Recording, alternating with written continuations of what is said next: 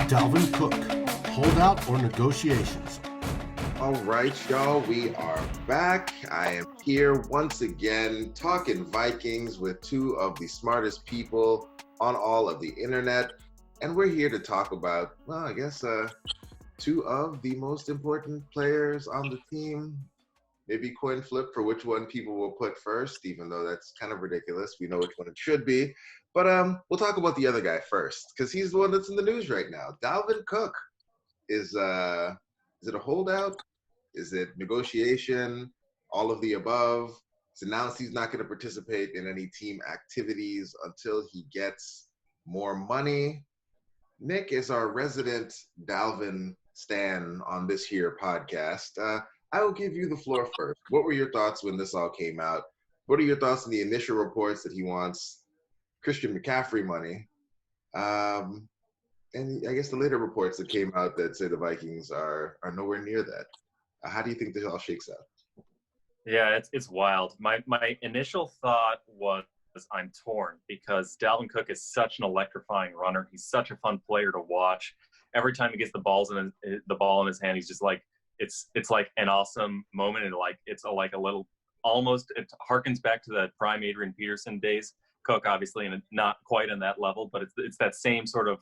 It's just a lot of fun to watch the guy run the ball, and he's a very talented running back. At the same time, everything we know from every study that's come out in the past few years shows that running backs are fungible, and that's true in the general sense, and it's also very true in the Vikings in that Alexander Mattison is about just as good of a running back as Dalvin Cook is. He's maybe not quite as explosive, doesn't have the same top-tier athleticism. You can quibble over this thing and that thing, but he's got the burst, the vision. He's better. He's not as like elusive as Cook is, but he's a little more powerful as a runner. So it's tough to justify spending Christian McCaffrey money or even the David Johnson money, the $13 million a year that we've seen Schefter and Chad Graff report that's what that's what Dalvin Cook wants. Even the $8 million that the Vikings have reportedly, at least by Chad Graff's report, reported to offer Dalvin Cook and haven't budged so far. Even that is probably, if you could swap in Alexander Mattison, even if you accept that Mattison is a downgrade, which there are a lot of studies out there that would suggest he isn't. And in fact, Mattison had a higher yards per carry last year, marginally. I think it was 4.6 to 4.5 yards per carry. Either way, even if you accept that it's a big downgrade, is it like a downgrade worth spending an extra $7 million on Cook as opposed to Mattison on Madison's cheap rookie deal? I don't know. It's tough. And then the other thing that struck me when I was thinking about it is we just have a new CBA. So what is Dalvin Cook doing holding out? Because if he doesn't show up to training camp on day one, he's a restricted free agent next year, meaning the Vikings can slap a first or second round tender, pay him like $3 million or something. And it's like a very cheap franchise take basically. And so I'm trying to understand, not and add on top the $40 million fine that they could pay him since he's still on the rookie deal. So the fines on top of the new CBA, it's like what this is. I feel like this from a negotiating posture, I don't understand it at all. It's all kind of crazy, but at the same time, nothing has been happening in sports for all. So I'm kind of happy to have at least some news to talk about, even if it's like controversial, bad news for the Vikings. But whatever, it's football, so it's fun. So Eric, what are your thoughts? Because it has been said by some that Dalvin actually has all the leverage. When it's game script neutral, the Vikings run the ball more than anyone else. As Nick said, Dalvin that's true. Is very electric. Does things that no other player can do. He can turn that 5-6 yard run into a touchdown at any time. Nick on previous shows has shown how effective the Vikings are when they are running wide zone with Dalvin Cook. Yep. How is it that if we stack all those things on top of each other, it doesn't equate to leverage for Dalvin Cook in these negotiations? The person in the Vikings offense that had the most leverage when it came to the running game and the offense in general is now coaching the Cleveland Browns. And as much as, the hard part that I see is that, Zimmer was, wanted to have some authority and say, we're going to run the football more and we're going to be tougher. And Stefanski played within those confines and did okay and did well. And a lot of that stuff from what, Nick was saying, like when you, and I did a simple analysis I posted in the Climb in the Pocket chat. I just literally looked at like what a player was facing in terms of box count. And yes, Dalvin Cook expected points added was actually positive last year in running the football. There are very few backs that do that. Mattison was negative, but a lot of that were just the long touchdowns, the outlier plays. If you look at yards per carry, as Nick said, Mattison was a little bit more efficient.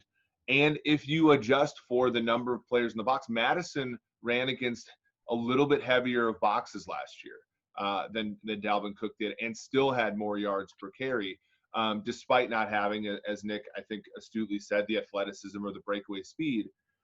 So it's a curious one for Cook and his agent and, all the people that are asking him to do this. I don't think it's an easy one for running backs and their agents. I don't think there's something wrong, if something that feels wrong about accepting something less. But I can almost guarantee you that somebody like Austin Eckler is going to be with the Los Angeles Chargers longer than Todd Gurley was with the Los Angeles Rams, longer than David Johnson was with the Arizona Cardinals, and maybe possibly longer than Zeke is with the Dallas Cowboys. Just because, I think, that's a contract that says, look, we appreciate what you've done for us. You've been extremely valuable, but you have to understand that the position is the way it is. And we want to be in a position where if you get hurt or if you struggle, like we want to be in a position to go to our owner and say, look, like Dalvin only averaged 3.7 yards per carry this year, but it's because we were facing tougher defenses. We didn't get to give him the ball as much, all that kind of stuff. That isn't Dalvin's. Like, you can't come after Dalvin's 2019 season and be like, he's amazing and everything. We're going to give him the credit for everything. And then when turnabout's fair play, be in a position where they have to cut you because all of the things that will go pear-shaped against you weren't your fault, So I do have a lot of empathy for Dalvin Cook and other running backs in the league. But this one's a tough one for, him and his agent, because I don't think the Vikings have any impetus to budge. So what is, in your view, fair value for a player like Dalvin Cook? Like, I know that you've mentioned on the pod, you've also mentioned in the group chat that, like, Austin Eckler, his time in the league and Dalvin's time in the league has, more WAR, has been more valuable by that metric than a Dalvin Cook. Vikings fans, I'm sure, will disagree with that assessment. Like, what is fair value for a player like a Dalvin Cook? Because the offense, in many ways, like, as Dalvin went, so went the offense, even though I think we'd all agree that Kirk Cousins is the most important player on the team. Yeah, it's tough because there's no other position where – so, like, if you look at overthecap.com, great folks there.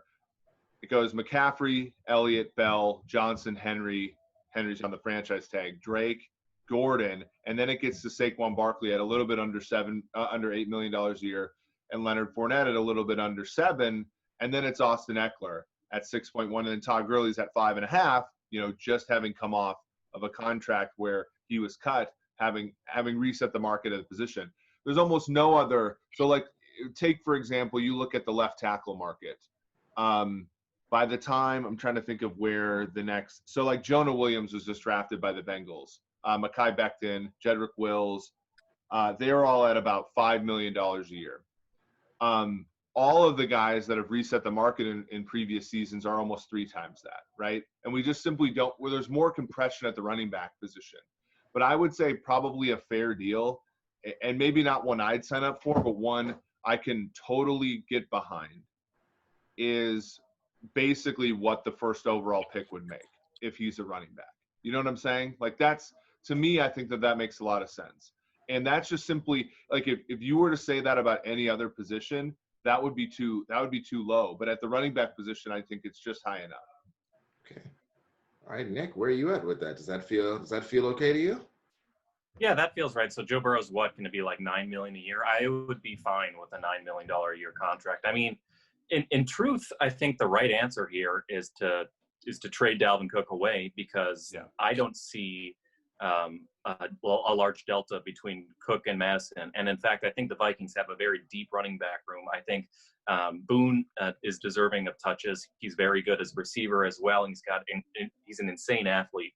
Doesn't really have the vision that Cook does. And then Abdullah is just like a complete back, except he fumbles. He has a fumbling problem. Yeah. It's obviously a huge weakness, but he's still really good as a running back, and he's still really good as a receiver. He's really good after the catch, and he fumbles like once every 50 touches or something, which is higher than you want it to be. But it's like, that's the marginal fumbling is like an extra fumble every like 100 touches, so maybe 1 or 2 extra fumbles a season. It's a problem, but it's not a reason to not have him on your roster. All that's to say, if you trust your own analysis and you trust your own studies and you're confident that there's not something missing here in our models, the right thing to do is to find another team who does see Dalvin Cook as this elite player and get rid of him. That's what I would do if I were GM. But I feel like that takes a certain amount of hubris to say everyone else is wrong, and Dalvin Cook is not worth anything. That just doesn't really sound right. And there's a lot of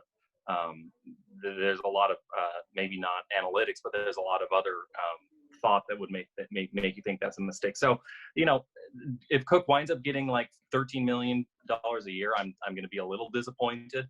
I think where the Vikings are at, $8 million, $9 million, that's like, maybe it's more than you want to. But the thing is, like, every team is making this mistake right now, right? Like, every team is still investing first-round picks into the position. They're still spending $10 million on the running backs when they really like their guys. So, you're not going to be at a disadvantage if you pay Dalvin Cook $10 million a year. You're just not going to be at a marginal advantage compared to where the rest of the league is. And I can live with that. Yeah, I mean, when you look at the real issue here in many ways is that the Vikings traded Stefon Diggs.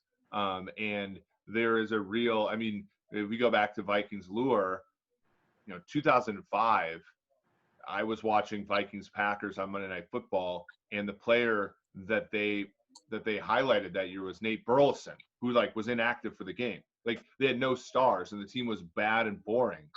And, when Adrian Peterson was drafted by the Vikings, that immediately changed. And there was a reason to watch the Vikings. Now, I don't think Cook is anywhere near the superstar that Peterson was at the time, but it is going to be difficult for them to spin to their fan base. Look, we went with Kirk again. Kirk is not the most exciting thing in the world.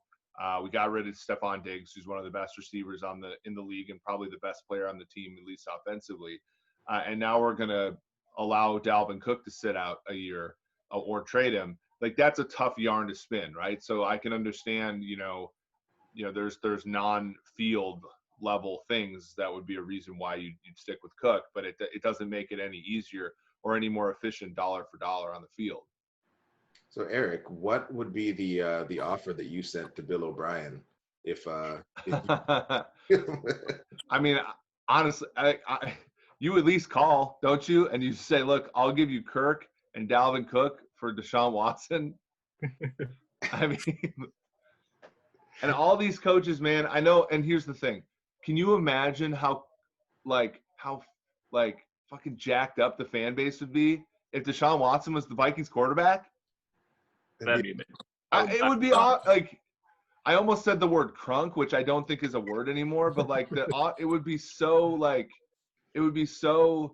awesome. People would be so jacked, right? And even with Cook in the fold, people are like, oh, this is, people are. The only guy excited about the Vikings is Flip, and that's like his normal state, right? So even that gets shaky at times. So I'm thinking to you at least have to ask. And it's so funny because I don't think Bill O'Brien's like this, and God bless him for this, because I think a lot of I think there's a subset of coaches that like Kirk's more than they like Deshaun Watson's, and I think it's abhorrent. But Kyle Shanahan totally likes a guy he can control, like Jimmy G, more than he likes a guy like Watson, who's more of a freelancer and way better, So I think you take a shot in the dark that Bill O'Brien's one of those guys. I love it. As always, gentlemen, thanks for making time. Listeners, thanks for sticking with us. And yeah, we will talk to you soon. Have a good one.